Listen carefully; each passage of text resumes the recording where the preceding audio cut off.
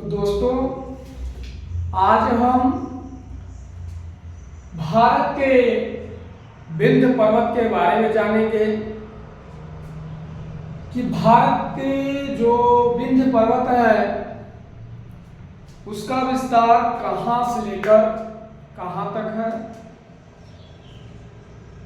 तो हम आपको बता देते हैं कि जो भारत का विंध्य पर्वत है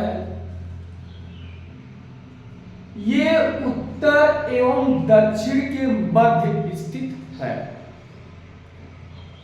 यही पर्वत भारत को दो भागों में बांटता है। पहला उत्तर भारत, दूसरा दक्षिण भारत है। अब ये जो विंध्य पर्वत है,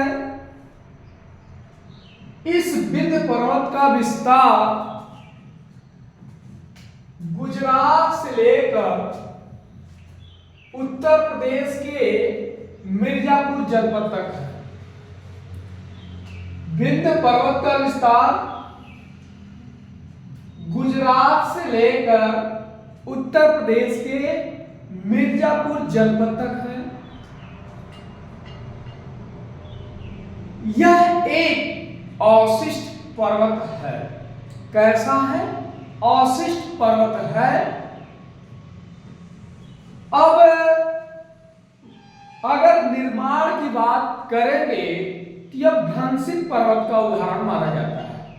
भ्रंशित का मतलब जिसका दोनों भाग उभरा हुआ हो और बीच का हिस्सा दब गया हो, उसे भ्रंशित माना जाता है।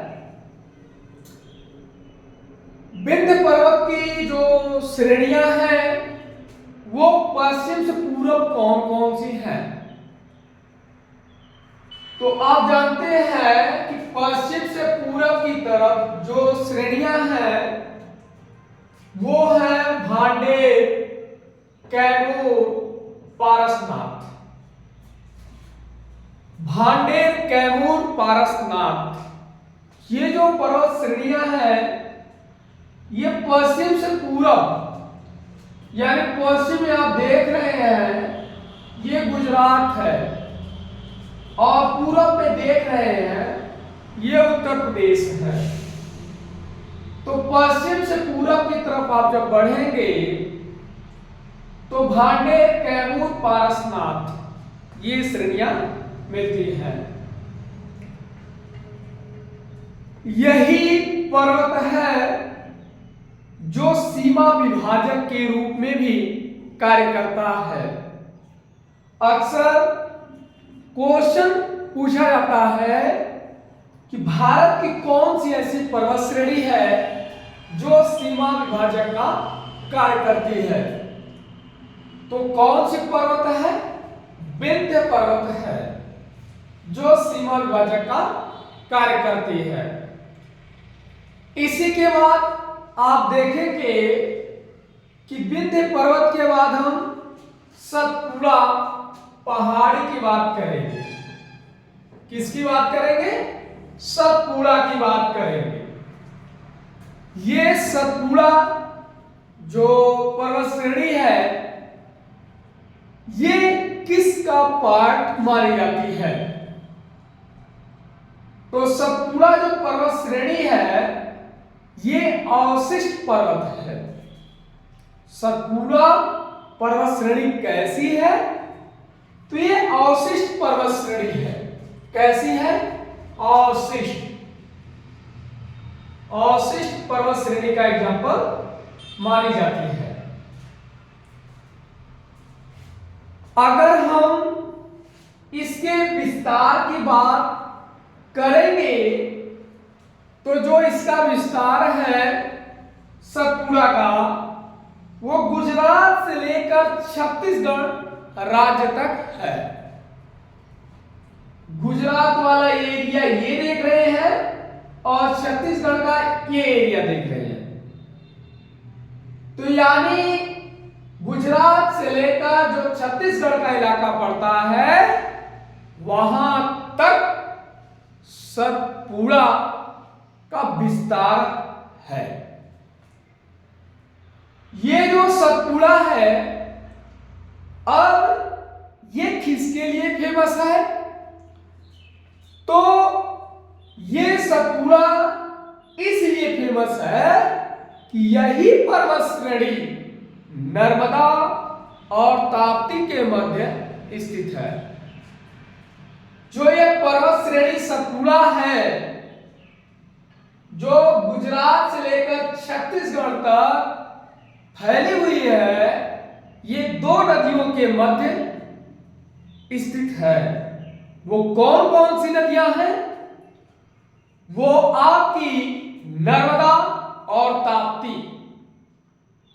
नर्मदा और ताप्ती के मध्य सतपुड़ा फैली हुई है। सबसे फेमस क्वेश्चन पूछा जाता है कि कौन सी पहाड़ी है जो दो नदियों के मध्य स्थित है? वो कौन सी पहाड़ी है? सतपुड़ा पहाड़ी है।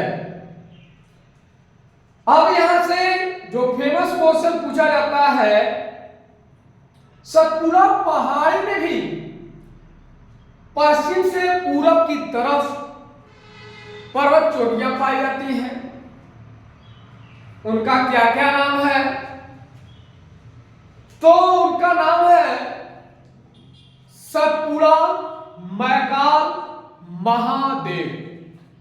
यही पर्वत श्रेणियां हैं जो सतपुड़ा में पश्चिम से पूरब की ओर पाई जाती हैं। तो कौन कौन सी है? सतपुड़ा, महादेव, मैकाल। कौन कौन सी है? सतपुड़ा, महादेव, मैकाल। ये सतपुड़ा पहाड़ी में पाई जाती है। इनके दिशा की बात की जाए तो ये पश्चिम से पूरब की तरफ है। अब इसके बाद देखा जाए तो सतपुड़ा की सबसे ऊंची चोटी कौन सी है? अक्सर बड़े एग्जामों में पूछा गया है कि सतपुड़ा की सबसे ऊंची चोटी कौन सी है? तो सतपुड़ा की सबसे ऊंची चोटी जो है वो धूपगढ़ है। सतपुड़ा की सबसे ऊंची चोटी कौन सी है? धूपगढ़ है। और यही धूपगढ़ किसके समीप स्थित है? महादेव पहाड़ी के समीप स्थित है।